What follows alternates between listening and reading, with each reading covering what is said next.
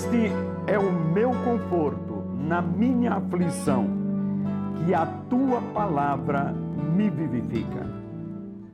No programa de hoje, estaremos tratando a respeito do estresse. Como vencer o estresse? Nós sabemos que o que nos leva ao estresse profundo é a ansiedade criada em nossos corações. Ansiedade significa contrariedade, infelicidade, má sorte. E nós vivemos em estado de ansiedade ou não, vai depender das nossas atitudes. Se tomarmos atitudes corretas, nós estaremos escapando da ansiedade e estaremos evitando de estar vivendo em profundo estresse. A primeira atitude que nós devemos ter é: sejam fortes. Provérbios capítulo 24 e o verso 10 nos diz o seguinte: se enfraqueces no dia da adversidade, minguada é a tua força. Ou seja, se quando vier a adversidade, nós temos procedimentos de enfraquecimento, sem sombra de dúvida, a nossa força será pequena. Então, no dia da adversidade, não fraquejemos, não esmoreçamos, mas assumamos uma atitude de quem está forte em Deus. A segunda atitude que nós devemos ter é: reflita. Muitas vezes chega a adversidade e nós ficamos sem forças para estar refletindo. No entanto, na adversidade, a palavra de Deus nos aconselha a que devemos refletir. Eclesiastes capítulo 7 e o verso 14 nos diz: no dia da adversidade, considera. Ou seja, você que está vivendo momentos de adversidade, considere o porquê desta adversidade. Qual é o propósito que Deus tem a meu respeito?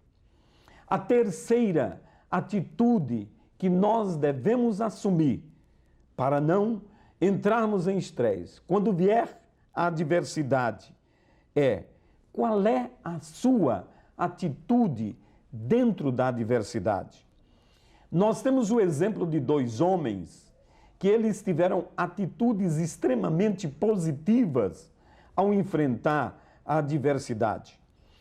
A palavra de Deus no livro de Atos, capítulo 16, e o verso 25, nos traz uma narrativa de que estavam na prisão Paulo e Silas. E a palavra de Deus nos mostra qual era ou qual foi a atitude daqueles dois homens quando chegou esta adversidade.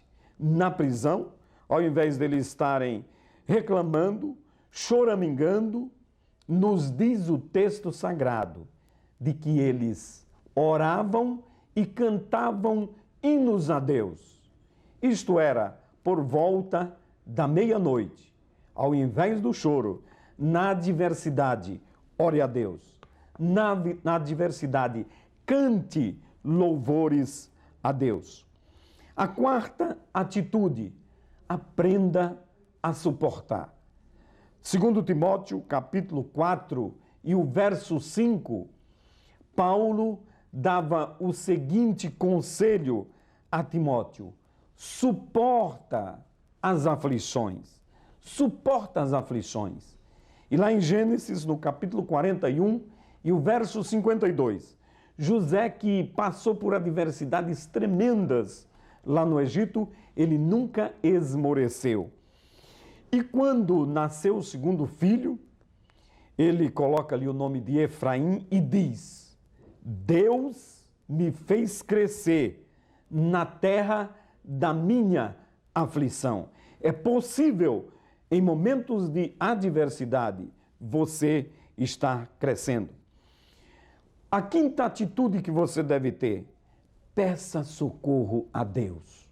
Muitas vezes na adversidade nós lembramos-nos de correr em busca de socorro a políticos, a homens influentes e deixamos Deus de lado. Salmos 25, versos 16 a 18, vai nos trazer a seguinte advertência. O salmista, orando a Deus, ele dizia: olha para a minha aflição e para a minha dor e perdoa todos os meus pecados.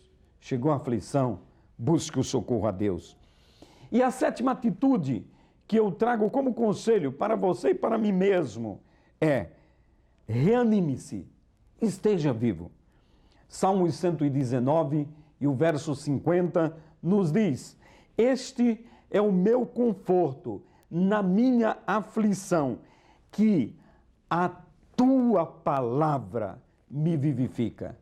No momento da adversidade, quando a aflição bater à sua porta, lembre-se de estar lendo a palavra de Deus, pois ela que conforta, é ela que verdadeiramente vivifica, nos torna reanimados, nos leva à condição de enfrentarmos a adversidade com coragem, sabendo que existe um Deus poderoso, que na minha adversidade está olhando por mim.